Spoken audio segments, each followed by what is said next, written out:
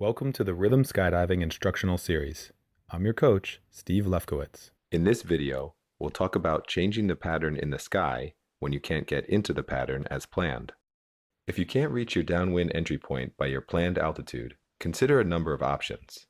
Choose a new landing target that allows a new pattern with entry points you can reach. Make sure your new target is still safe and won't interfere with others. If choosing a new landing target is not an option, try to join the downwind leg in a gradual way that remains easily seen by others. Avoid joining the traffic at right angles. Coming in on an oblique angle makes it easier for others to see you. Enter the pattern from around the outside rather than crossing through the pattern. If you can't get into the pattern by your base leg entry point, consider a number of options. Choose a new landing target that allows a new pattern with entry points you can reach.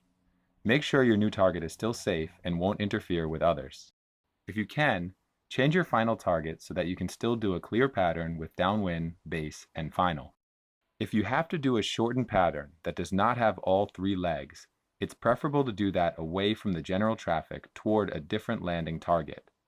Try to turn with the same handedness, for instance, left-handed or right-handed, as the original pattern if possible.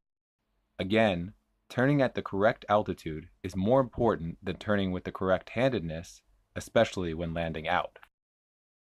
If you must turn with a different handedness as the original pattern, land away from general traffic. Even if it's possible for you to join the same final leg as everyone else with a straight-in approach or with a short base, we recommend choosing an alternate landing target to avoid possible collision with the person you don't expect or someone who doesn't see you.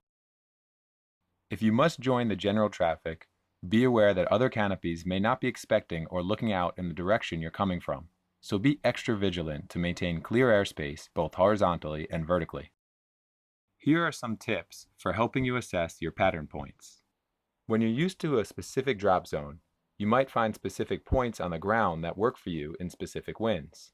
For example, over the hangar, over the parking lot, etc., to determine where to make each turn in your pattern. However, we recommend also using your angle relative to the target as a guide.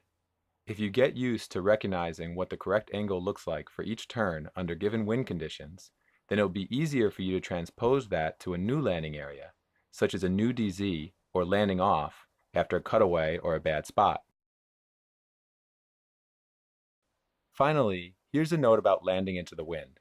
It's more important to land in a predictable direction that agrees with the general traffic than to land into the wind.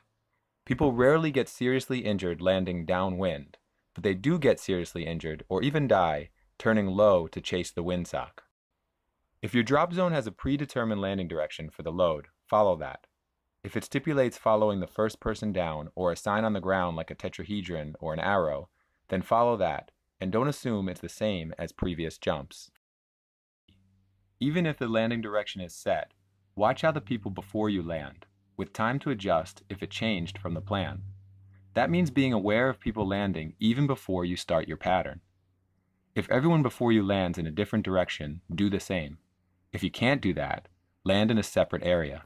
Anytime you have to land in a different direction or with a different handed pattern, land in an alternate area.